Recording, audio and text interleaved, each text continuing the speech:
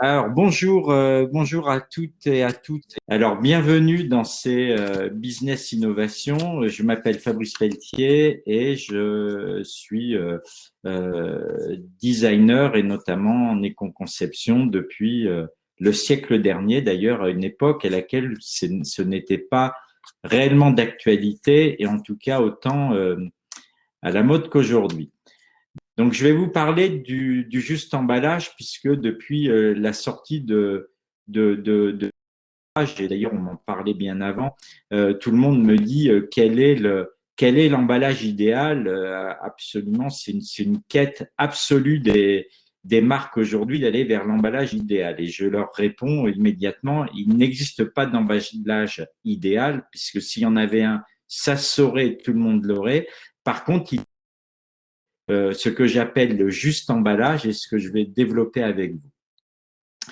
Alors déjà, si vous voulez, on va parler des gros mots. Déjà, je disais, il y a longtemps, on disait que emballage était un gros mot parce que moi, je préférais dire que je travaillais un petit peu comme disaient ces gars-là pour la publicité avant. J'étais pianiste dans un bordel plutôt que je faisais de l'emballage, puisque quand dans les rendez-vous dîner en ville, quand vous disiez que vous faisiez de l'emballage, tout de suite, vous étiez traité de tous les noms et c'était difficile de lire. En tout cas, il fallait drôlement argumenter. Aujourd'hui, on a d'autres gros mots qui s'ajoutent à emballage. On a plastique, emballage en plastique. Alors là, c'est devenu pire que tout. Et en plus, à usage unique. Donc, ce sont bien finalement les trois mots emballage, plastique, usage unique qui sont aujourd'hui fortement décriés et en tout cas frappés pour certains d'interdictions et de taxes par rapport à la loi. Et ces emballages en plastique et à usage unique, d'ailleurs, euh, euh, qui seraient interdits à horizon 2040 et donc qu'il va falloir d'ores et déjà essayer de modifier, en tout cas de changer. Pour le changer, on va aller assez rapidement sur le décret 3R, mais en fait, la recette gagnante, si vous voulez, pour sortir de cet emballage plastique, et même, je mettrai même pas le mot plastique, je mettrai cet emballage à usage unique, puisque c'est pas tant le plastique qui est visé par les lois, dont la loi AGEC, c'est plutôt l'utilisation que nous faisons du plastique et des emballages qui est à revoir. Donc, vous avez toujours ces trois R, mais qui ont changé pour un R, puisqu'on disait réduction, donc réduction depuis 1994, recyclage, bien sûr, recycler la matière première, mais on a modifié le mot réutilisation par réemploi. Il y a une petite subtilité entre ces deux mots, c'est que la réutilisation, c'est une réutilisation qui peut se faire à la maison, qui peut se faire par le consommateur, c'est-à-dire vous allez réutiliser un emballage pour en faire ce que vous voulez. Par exemple, une bouteille que vous trouvez jolie, vous en faites une carafe à la maison, ou une boîte que vous trouvez aussi très belle, vous en faites une boîte pour mettre votre sucre ou les lettres d'amour. Et alors que le réemploi, c'est autre chose. Le réemploi, c'est un emballage qui va faire une boucle et qui va être réemployé pour la même utilisation, c'est-à-dire qui peut être consigné ou pas consigné, mais qui va qui va partir de chez un producteur, être vendu, utilisé par un consommateur et retourner chez le producteur pour être nettoyé et être réemployé. Et c'est bien ces trois R qui sont visés par toutes les lois pour essayer d'avoir un emballage plus responsable, plus respectueux de l'environnement.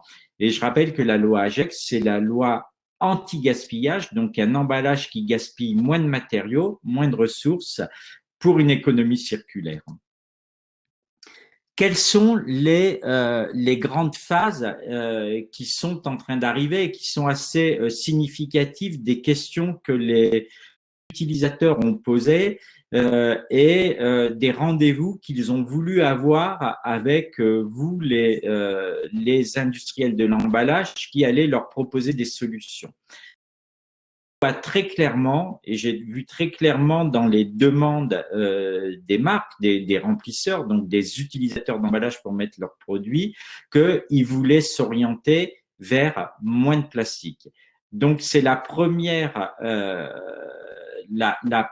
demande. Et moins de plastique, on voit aussi que petit à petit, ce moins de plastique, des gens aussi demandaient d'aller vers du fibreux, donc des papiers et cartons, voire de la cellulose moulée. Donc on voit vraiment apparaître ça dans les solutions de ce début de ce que j'appelle la révolution de l'emballage, où on va vers zéro plastique pour certains emballages, et quand on parle d'alimentaire et de cellulose, on parle de cellulose vierge, puisque la cellulose recyclée, c'est-à-dire les cartons recyclés, ne sont pas aptes à être contact alimentaire, et on voit arriver des solutions zéro plastique, par exemple, tout simplement de refuser de mettre une fenêtre sur un packaging de pâtes comme le fait Barilla pour montrer ce qu'il y a à l'intérieur. Ben, c'est une façon d'enlever le plastique et d'enlever un perturbateur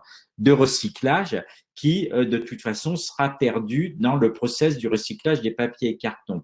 Mais on voit aussi des fenêtres en papier 100% cellulose d'effet calque, et on voit aussi apparaître tout ce que vous voyez sur les fruits et légumes, c'est-à-dire ces cartons, ces emballages en carton qui ont des barreaux ou je dirais des fenêtres avec des barreaux ou comment ça s'appelle, d'autres, des petites mouches à rabier, si vous voulez. Là, il y a plein de possibilités, on voit apparaître beaucoup de choses.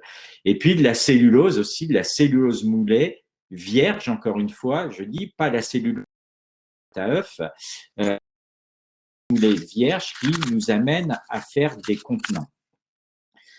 Les lois vous demandent aussi d'utiliser des matériaux recyclés, et là vous allez voir que la cellulose recyclée a sa place, et notamment sa place dans tous les regroupements. Donc on voit vraiment apparaître pour certaines marques un abandon du plastique, des fardeulages, pour venir mettre des wraps en carton ou des systèmes qui vont accrocher les goulots pour réaliser ces lots, ou un retour tout simple au carton. Vous avez aussi qui est en train d'apparaître, et on va voir que finalement cette substitution du carton du plastique par du carton ne se fait pas sans plastique, puisque le plastique n'est absolument pas étanche, est hydrophobe, avale les graisses, n'est pas barrière, et donc marque, et encore, il n'y a pas plus tard que la semaine dernière, j'ai vu, je crois, Système U lancer sa gamme de glace dans un bac type le bac que vous avez carte d'or. C'est ce que j'appelle un petit peu des sandwichs au plastique, enfin des sandwichs de plastique au papier, pardon, puisque à chaque fois, si vous voulez, une couche de plastique à minima est à l'intérieur pour assurer les fonctions barrières, ou à l'extérieur aussi pour porter. C'est le principe des briques alimentaires, avec ou sans aluminium, et on voit que ça se fait de plus en plus. Les règles françaises sont aujourd'hui qu'à partir d'une composition de 55% de papier et carton, on intègre la filière du recyclage des papiers et cartons. Je rappelle toujours qu'en Belgique, c'est 85%, en Allemagne, c'est 95%, et que ces permettent certes de réduire la quantité de plastique, mais ne sont pas sans plastique, loin s'en faut, et posent d'autres problèmes, notamment dans le recyclage, puisque le plastique devient quand même, in fine, un déchet du pulpeur chez le recycleur des papiers et cartons.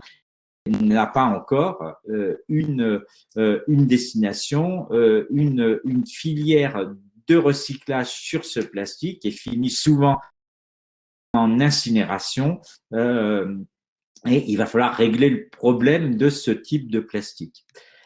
Vous voyez apparaître ça aussi énormément sur des barquettes, puisque les barquettes, par exemple, et il y a beaucoup de demandes qui ont été faites aussi bien de viande que diminue, donc ça permet certes de diminuer 70% de plastique en remplaçant une partie voire plus d'ailleurs, en remplaçant une partie du plastique, notamment du corps de la barquette de jambon par de la cellulose qui contient du plastique, mais on est encore dans des complexes et on le voit aussi apparaître sur de nombreuses barquettes, des barquettes alimentaires qui sont micro-ondables, qui ont les parfaites fonctionnalités et qui sont des barquettes par rapport aux barquettes actuelles sur le marché en plastique qui vont vous permettre d'économiser de 60 à 70% de plastique.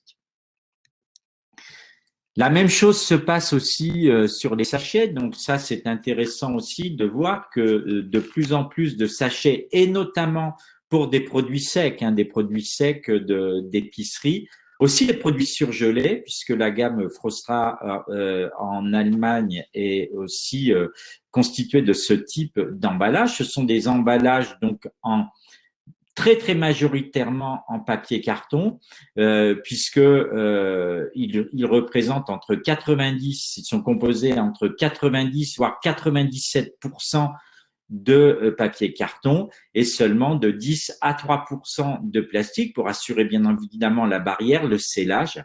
Et puis quand vous avez une fenêtre, une toute petite fenêtre, si vous voulez, plus elle est petite, moins vous avez de plastique. Vous comprenez bien que plus la fenêtre sera grande, plus vous aurez de plastique et plus vous allez vous rapprocher vers cette barre. Alors en France, je vous assure, elle devrait changer. Le taux raisonnable que je vous demande lorsque vous êtes sur ce type de complexe, c'est à minima d'approcher les 75-80% de papier et carton et laisser 20% de plastique pour aller petit à petit vers diminuer cette quantité de plastique dans vos papiers et cartons. Alors, pour pallier à ces problèmes, puisqu'en fait, le problème de ces complexes, vous l'avez bien compris, c'est un problème de recyclage. C'est qu'à un moment, il faut séparer le fibreux dans le pulpeur, c'est-à-dire le papier pour récupérer la fibre et le plastique, et le plastique n'est pas forcément valorisé. Donc, pour pallier à ces problèmes, vous avez en train d'apparaître, et je sais que des fournisseurs sont aussi dans la salle et sont présents, ce que j'appelle les emballages hybrides, où en fait on a séparé le plastique, donc on met un minimum de plastique pour conserver, c'est-à-dire pour avoir les fonctions de barrière et de protection du contenu, et ça va être le carton qui va donner la rigidité. Tout cela n'est pas collé, c'est posé à l'intérieur, très peu collé, et ça se donc, soit une séparation par le consommateur, et ce n'est pas après usage, et ce n'est quand même pas ce que recommande Citeo, parce que le consommateur ne le fera pas forcément. Donc, il faut que la séparation puisse se faire automatiquement lors du pressage dans les camions de poubelle ou en centre de tri. Mais en tout cas, c'est de décomplexer, j'ai envie de dire, l'emballage et de s'assurer à minima que le carton qu'on mettra dans le pulpeur sera très facile à recycler et que le plastique est plutôt vierge, est un plastique de bonne qualité, recyclable et tout sera une question de séparation. C'est la même philosophie finalement que vous voyez apparaître sur ce que on appelle les paper bottles. Toutes ces paper bottles qui d'ailleurs devraient pas forcément s'appeler des paper bottles puisque vous avez vu qu'elles sont encore une fois constituées d'une partie soit de carton, soit de cellulose moulée, soit de cellulose extrudée avec de la bagasse. Bon, il y a plusieurs technologies pour faire de ce que on appelle des paper bottles. Et à l'intérieur, c'est soit des sachets plastiques en monomatériaux, donc monopolyéthylène, ou avec les paper bottles de Paboco que vous voyez, Coca-Cola, Carlsberg en font vraiment pas mal de publicité, Absolut Vodka. En fait, c'est une préforme très légère de 3-4 grammes qui est soufflée à l'intérieur d'une forme de bouteille en bagasse. La bagasse étant de la cellulose faite à partir des déchets de la canne à sucre et qui permet aussi par écrasement d'avoir une séparabilité des matériaux, mais tout ça est aussi en train de se mettre en place au recyclage. La philosophie de ce type d'emballage est bien d'essayer in fine d'abord d'utiliser moins de plastique, d'utiliser un plastique très peu transformé pour que lors du recyclage, il soit réellement recyclé et n'amène pas de perturbateurs, et d'avoir une cellulose aussi qui se recycle, mais tout ça est en train de se mettre en place. Voilà pour ce qui est des papiers et cartons. Donc, vous voyez que les papiers et cartons sont loin d'exister sans plastique. La fin du plastique, elle n'est pas pour demain. C'est pour ça que les plastiques ont encore beaucoup de choses à dire, beaucoup je dirais encore de l'avenir, mais les plastiques doivent aujourd'hui être 100% recyclables et surtout recyclés. 100% recyclable et intégrer de la matière recyclée. Et donc, aujourd'hui, sur les plastiques, plusieurs choses sont en train de se passer. D'abord, pour qu'un plastique soit facilement recyclable, eh ben, il faut qu'il soit monomatériaux. Alors, il y a plusieurs dans monomatériaux ou monocomposés. Je donne plusieurs idées. Par exemple, la barquette L'Airdamer qui aujourd'hui est 100% en PET, facile à recycler parce que des encres lavables, donc facile à enlever sur le couvercle opercule, hein, c'est un couvercle opercule. Vous avez aussi tout ce qui se fait au niveau JML, c'est-à-dire des étiquettes sur les emballages en polyéthylène ou même en polypropylène pour certains, avec des étiquettes dans le même matériau qui sont injectées dans le moule. Et puis, vous avez toute cette simplification des emballages, c'est-à-dire essayer d'abord d'enlever les étiquettes comme l'a fait Evian dernièrement sur un marché hors foyer. Donc c'est intéressant parce que Evian, en faisant ça, ben, il dit bien que l'étiquette sur la ça pose un problème au recyclage. C'est vrai que les étiquettes ne sont pas recyclées, mais ou alors des tubes comme les tubes Alpa, comme cette bouteille, si vous voulez, qui est faite de l'usage unique, mais qui a un bouchon qui s'ouvrent. Finalement, il y a énormément de produits qui, une fois qu'ils sont ouverts, ben, ils sont ouverts, ils n'ont pas besoin d'être forcément rebouchés et qui ont un bouchon extrêmement simple, et c'est une très simple. C'est aussi ce que vous voyez aussi apparaître beaucoup sur les poches souples, avec les poches souples en monopolypropylène ou en monopolyéthylène, donc c'est-à-dire enlever ces complexes, puisque les poches complexes n'étaient pas recyclables, deux polymères différents complexés aujourd'hui sur le recyclage mécanique, ça ne fonctionne pas. Donc on voit apparaître même en BOPP des emballages qui, dans le cadre de l'extension des consignes de tri, ne sont pas encore recyclables aujourd'hui, mais seront potentiellement recyclables quand toutes les consignes de tri sur tout le territoire, c'est-à-dire 2022, et surtout quand les filières de recyclage seront opérationnelles pour prendre ce type de matériaux, ce qui n'est pas encore complètement le cas, mais ce qui est en train d'avancer. Pourquoi on recycle? Eh bien, on recycle pour intégrer de la matière recyclée, parce qu'il n'a pas de sens de recycler. On recycle pas pour le plaisir. Recycler, c'est réintégrer de la matière recyclée. Donc, il y a des objectifs de la loi de réintégration de matière recyclée. Ce que je rappelle aujourd'hui, c'est que le polyéthylène et le polypropylène en réintégration de matière recyclée, c'est pour le non-contact alimentaire, et ça va nous amener aussi à des perceptions de nouveaux looks d'emballage, puisque quand vous les faites en mélange, c'est difficile de reobtenir du blanc. C'est pour ça que le blanc en général, quand vous avez des emballages blancs recyclés, vous êtes de 50 à 90% maximum de réintégration de matière, puisque faire du 100%. En général, on est sur le gris, sur du mélange. En fait, le gris étant le mélange des couleurs des différents flux de plastique que vous intégrez.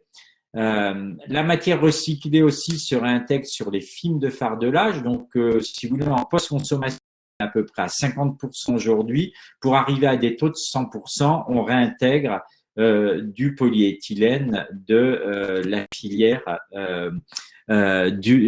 industrielle. Et puis l'intégration de matières recyclées, beaucoup sur le PET parce que aujourd'hui le PET le PET, que ce soit du PET clair ou le PET opaque, vous permet de faire de la matière recyclée, de réintégrer de la matière recyclée et d'être contact alimentaire, aussi bien pour de l'eau comme Bonduelle aussi l'a fait pour des barquettes. Et puis, vous avez ces nouveaux looks qui apparaissent aussi, puisque je rappelle que le PET recyclé n'est pas aussi cristallin que le PET vierge et qu'il faudra peut-être s'habituer aussi, même le jouer. On voit que certaines barquettes jouent vraiment, restent dans la couleur du PET initial. Un petit focus sur le PET végétal. Je rappelle que le plastique végétal. Je rappelle que le plastique végétal, c'est exactement, si vous voulez, en termes de recyclage, la même chose que donc le polyéthylène végétal, le polypropylène végétal doivent être recyclables. On peut faire et s'intégrer dans la filière de tri, mais je vous dis que certains aussi plastiques végétaux ne sont pas recyclables.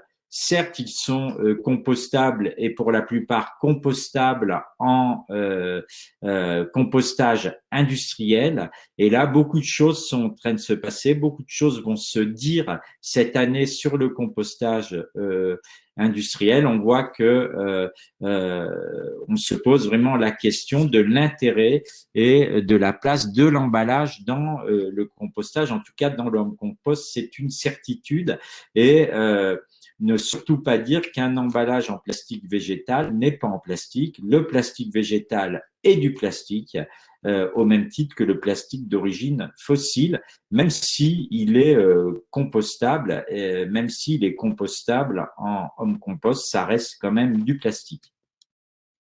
Et puis la grande chose qui est en train de s'apparaître, c'est le réemploi et qui va vraiment avec quelques demandes sur le réemploi et des acteurs du réemploi dans les rendez-vous. Le réemploi est une évidence pour le verre, hein, ça existe déjà et ça a existé. On le voit, on va le voir beaucoup apparaître, je pense, ce réemploi aussi dans les rayons de restauration au domicile.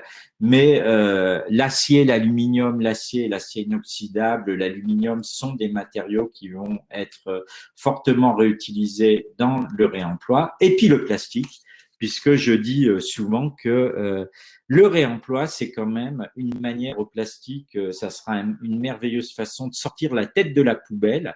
N'oubliez pas que le Tupperware, inventé en 1946, au siècle dernier, au milieu du siècle dernier, est un emballage réemployable. Peut-être, et c'est pour ça, pour reboucler sur ce que je disais aujourd'hui, c'est peut-être la notion de plastique à usage unique qu'il faut aussi revoir. Le plastique n'est pas forcément un matériau jetable immédiatement après l'avoir utilisé. Et il y a beaucoup d'initiatives qui se passent et qui sont fortement intéressantes. Oui, alors vous allez vous dire, bon, avec toutes ces nouvelles produits, tous ces nouveaux emballages qui arrivent et ces nouvelles solutions qui arrivent sur le marché, comment choisir au milieu de tout ça? D'ailleurs, on m'appelle très très régulièrement pour me demander, voilà, Monsieur Pelletier, c'est quoi l'emballage idéal? Et j'ai envie de dire qu'il n'y a pas d'emballage, et je dis tout le temps, il n'y a pas d'emballage idéal, mais par contre, il y a ce que j'appelle le juste emballage. Le juste emballage, c'est un emballage qui est conçu pour être performant sur l'intégralité du cycle de vie du produit de valeur du couple contenant-contenu. Hein, on parle bien de contenant-contenu, c'est-à-dire de ce qu'il y a dans l'emballage et de l'emballage, puisqu'on ne fait pas des emballages pour qu'ils soient vides, hein, on les fait pour qu'ils qu'ils protègent et permettent de transporter des marchandises. Et tout ça, on le fait en essayant de limiter les impacts environnementaux. Donc, un emballage, d'abord, c'est tout un cycle de vie, une chaîne de valeur qui commence chez vous, les industriels, pour faciliter vos opérations de conditionnement, préserver d'abord votre produit, votre contenant, c'est ce qui est le plus important, ne pas gaspiller et bien le protéger, regrouper. Vous ne vendez pas les produits un par un, hein, vous les regroupez, vous les mettez sur des palettes et puis les transporter pour les amener jusqu'à un réseau de distribution. Après, dans le réseau de distribution, l'emballage va vous servir à faciliter la commercialisation, bien mettre en place, mais surtout aussi à être visible, véhiculer les valeurs de votre marque et surtout informer et communiquer les mentions légales, puisque on doit écrire un certain nombre de choses pour informer le consommateur. L'emballage, c'est aussi quelque part un contrat avec votre consommateur. Et puis le consommateur, lui, quand il nous parle d'emballage, il nous parle souvent d'ouverture, de fermeture. Hein. La principale attente vis-à-vis des emballages des consommateurs, c'est qu'il s'ouvre bien et qu'il se referme bien. Donc l'emballage sert aussi à faciliter l'usage du produit. Et enfin, et depuis plus de 20 ans maintenant, le consommateur sait bien que la fin de vie d'un emballage, c'est d'être dans la bonne poubelle, dans la poubelle de tri, et doit anticiper sa fin de vie pour être recyclable et pouvoir retourner en matière et non être un déchet ultime qui est soit enfoui, soit incinéré. Donc un juste emballage, ce sont des fonctionnalités vraiment appropriées au contenu. Donc la juste protection de ce contenu pour éviter, comme je disais tout à l'heure, tout risque de gaspillage, la juste afin de préserver aussi bien le produit que la personne qui va consommer le produit, à savoir le consommateur ou l'utilisateur. L'emballage, ça doit sécuriser tout ça. Puis c'est la juste information pour garantir la conformité de ce contrat dont je parlais aussi tout à l'heure, et puis le juste service rendu au consommateur, inutile de complexifier les choses et se rendre des services finalement qu'on n'attend pas, en fait, des faux services. Le juste emballage, c'est aussi une juste consommation de ressources en qualité et en quantité parfaitement calibrées. C'est le juste volume d'emballage, le juste poids de matériaux et la juste origine des ressources. On parlait tout à l'heure d'origine végétale. On peut se poser la question de faire venir des ressources végétales du Brésil, là où on déforeste, on fait de la culture intensive, voilà, et puis se poser la question de la juste fin de vie, puisque on sait que la juste fin de vie d'un emballage en Europe, c'est qu'il soit recyclable. C'est ce vers quoi nous nous sommes engagés et ce vers quoi nous mettons nos efforts. Ensuite, c'est aussi de comprendre qu'un emballage, c'est pas uniquement le seul emballage primaire, c'est-à-dire l'emballage qui est entre les mains des consommateurs. Vous êtes, vous, avant tout, des transporteurs, enfin des logisticiens de palettes, et vos emballages sont souvent contenus dans des emballages secondaires, des emballages d'expédition, des emballages de transport, et faire de l'éco-conception, c'est aussi faire attention à ne pas faire des transferts de consommation de matériaux ou de pollution. Donc, de bien faire votre éco-conception dans le calcul de l'ensemble du cycle du produit. Alors, pour ça, je vous propose une méthodologie qui s'appelle Genepack, que j'ai mis au point il y a une vingtaine d'années et qui est extrêmement performante parce qu'elle ne sert pas à pondre des concepts innovants, farfelus, mais elle sert vraiment à passer d'un emballage à l'autre rapidement et sans prendre de risques et en maîtrisant un petit peu toutes les problématiques que l'on va trouver au fil de cette opération de changement. Donc, vous avez 4 étapes. La première étape, c'est vraiment la définition de la vision, hein, puisque sans définir exactement vers où on veut aller et d'où on vient, il est difficile d'avancer. Ensuite, d'idéation. Ensuite, une sélection d'idées et de bien élaborer les briefs, et puis un suivi. cette méthodologie se fait avec un groupe de travail et un groupe de travail dans votre entreprise qui est constitué des différents intervenants qui sont à un moment de leur expérience professionnelle en relation avec l'emballage, c'est-à-dire que ça va des acheteurs de la R&D, de l'industriel, du logisticien, le marketing, le commercial, en fait, tous les acteurs qui finalement ont de leur travail doivent travailler l'emballage, mais n'ont pas forcément les mêmes objectifs et des fois des objectifs opposés. Donc l'idée est de les faire retravailler ensemble et surtout qu'ils aient une vision commune de l'ensemble de la chaîne de valeur de l'emballage pour qu'ils n'aient pas d'idées qui seraient remises en cause ou en tout cas et qui casseraient le travail de quelqu'un d'autre dans cette chaîne de valeur de l'emballage. Et aussi tout un travail qui va me permettre aussi de vous dire exactement quelles sont les vraies fonctionnalités de vos emballages, les fonctionnalités qu'il faut conserver, les fonctionnalités que l'on peut améliorer.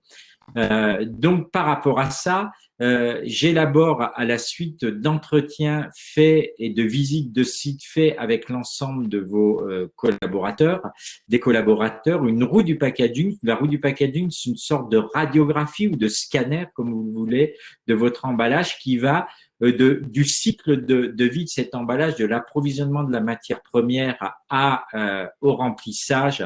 Donc là, vous êtes jusqu'à la logistique. Donc là, vous êtes dans votre cycle industriel. Mais après, le merchandising, la communication, la différenciation, là, vous êtes dans le magasin jusqu'à la manipulation, le stockage, l'ouverture, la fermeture, le service et le dosage chez le consommateur. Et enfin, la fin de vie, le geste de tri et le recyclage ou la revalorisation.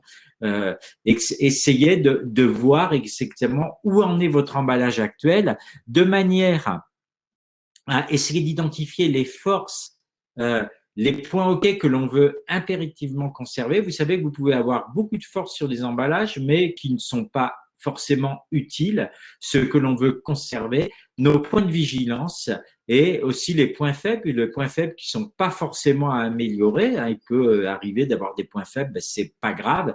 Et surtout les conditions sine qua non. Je vous rassure, souvent les conditions sine qua non sont souvent liées au coût ou au process de remplissage, c'est-à-dire qu'il n'est pas question de casser une usine. Pour faire de l'éco-conception, c'est pas le but. Donc, le but, c'est d'essayer d'améliorer dans l'existant ou l'image changer quelques parties, mais pas tout démolir pour repartir à zéro. C'est pas possible, ça coûterait beaucoup trop cher.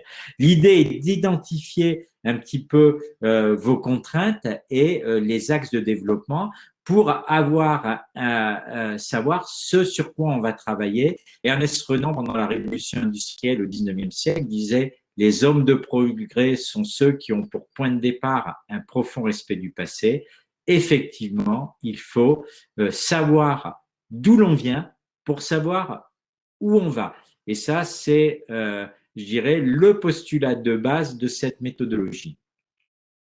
À partir de ça, où je sais où je vais, eh ben, je vais vous faire travailler. Je vais faire travailler sur 2 journées, en 2 temps, un groupe de travail justement constitué de ces différents acteurs de sensibilité et de spécificité, de spécialisation dans l'entreprise très différentes, qui vont, je disais, du marketing aux achats en passant par la production, les mettre ensemble pour travailler et réaliser vraiment des maquettes en 2 temps, c'est-à-dire que d'abord je vous envoie dans des magasins pour trouver des emballages qui sont intéressants et qui répondront aux problématiques que nous voulons résoudre, et tout ça on va le classer dans des séances de créativité et on va commencer à faire des maquettes pour avoir des scénarios extrêmement précis. Quand on touche, quand on a ça en main, eh ben, on n'est plus du tout dans des idées intellectuelles complètement fumeuses. L'emballage, c'est quelque chose de physique, c'est quelque chose de solide, et on ne peut le faire qu'en je dirais, en le sculptant, qu'en le pensant dans sa tête. L'idée, in fine, c'est de nous amener à faire des fiches projets extrêmement documentées, qui décrivent précisément le positionnement et qui anticipe le potentiel, les points forts, les points sensibles, les faiblesses, les choses qu'on va inévitablement trouver sur le parcours de développement de cet emballage et puis les actions qu'on veut mettre en œuvre. L'idée, c'est d'arriver avec des fiches projets extrêmement précises pour demander aux fournisseurs d'emballage de concevoir et de réaliser ce que nous souhaitons et non de leur demander donnez-nous ce que vous savez faire. Si vous posez la question à un fournisseur je voudrais tel emballage, il va rarement vous donner exactement l'emballage que vous souhaitez. Il va essentiellement vous donner l'emballage qu'il sait faire et qu'il sait faire rapidement, où il gagne bien sa vie dessus.